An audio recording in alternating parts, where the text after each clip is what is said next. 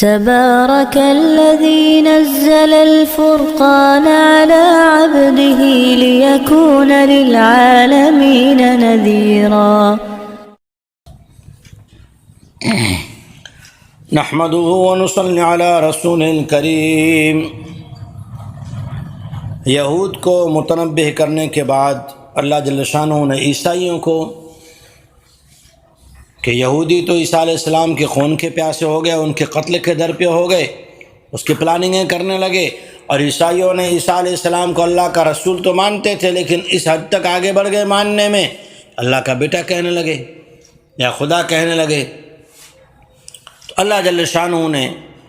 دونوں ہی فرقوں کو، دونوں ہی یہود و نصارہ کو اللہ جل شانہ نے نصیحت فرمائی، اور اس نصیحت کے ذریعے سے ایمان والوں کو سبق کیا دیا۔ اعوذ باللہ من الشیطان الرجیم، بسم اللہ الرحمن الرحیم۔ یا اہل الکتاب لا تغلوا فی دینکم ولا تقولوا علی اللہ الا الحق، انما المسیح عیسی ابن مریم رسول اللہ وکلمته القاها الى مریم وروح منہ فآمنوا بالله ورسله ولا تقولوا ثلاثة انتهوا خيرا لكم انما الله اله واحد سبحانه ان يكون له ولد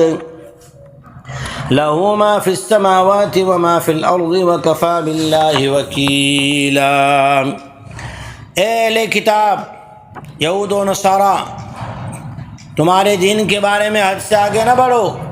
اللہ کے لیے وہی بات کہو جو حق ہو، حق سے آگے نہ جاؤ، کہ بے شک مسیح عیسیٰ ابن مریم اللہ کے رسول ہے اور اس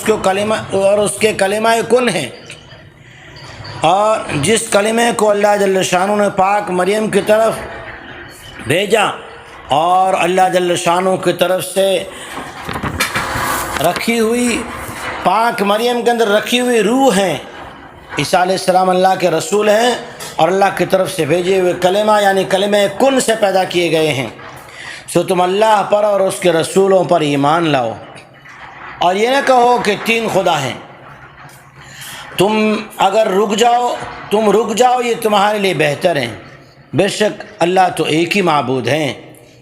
اور اس بات سے وہ پاک ہیں کہ اس کے لیے کوئی لڑکا ہو، کوئی اولاد ہو، اسے اولاد کی کیا ضرورت ہے؟ آسمانوں میں ساری مخلوق، زمینوں میں ساری مخلوق اللہ ہی کی تو ہیں، اور اللہ جل شانہ ان تمام کی نگہبانی، تمام کی خیر خبر رکھنے کے لیے کافی ہیں۔ لن يستنكف المسيح ان يكون عبدا لله ولا الملائكة المقربون ومن يستنكف عن عبادته ويستكبر فسيحشرهم اليه جميعا۔ مسیح عیسیٰ علیہ السلام تو اس بات میں عار محسوس نہیں کرتے کہ وہ اللہ کے بندے ہیں، اور اللہ جل شانہ کے مقرب فرشتے بھی اس بات میں عار اور شرم محسوس نہیں کرتے، اور بندوں میں سے جو بھی اس بات میں شرم محسوس کرے کہ وہ اللہ کا بندہ ہو، یا اس بات سے تکبر کرے کہ اسے اللہ کا بندہ کہا جائے، تو ہم ان سب کو قیامت کے دن جو ہے جمع کریں گے۔ فَأَمَّا الَّذِينَ آمَنُوا وَعَمِلُوا الصَّالِحَاتِ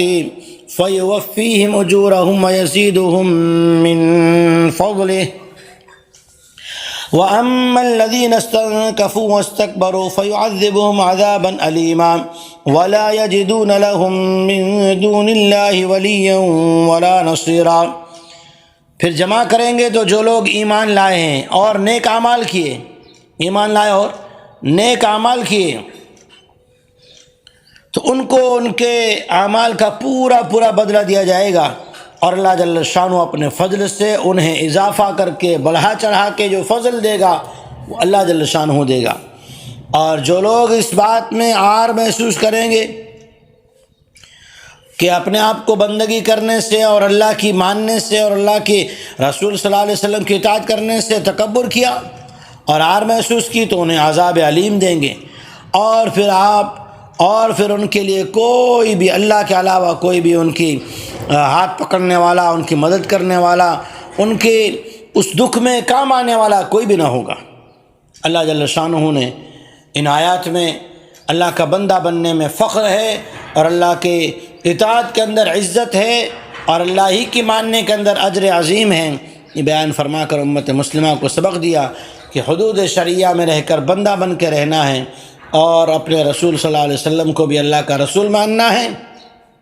خاتم الرسول ماننا ہے کہ آخری نبی ہے، اس کے بعد کوئی نبی نہیں۔ اللہ تعالی ہمیں اطاعت و فرما برداری نصیب فرمائے، تکبر سے اور بندہ بن کے چلنے میں عار محسوس کرنے سے اللہ تعالی ہماری حفاظت فرمائے۔ وآخر دعوانا الحمدللہ رب العالمین۔ دین کی بات پھیلانا صدقہ جاریہ ہے، ثواب کی نیت سے ویڈیو کو شیئر ضرور کیجیے۔ جزاک اللہ۔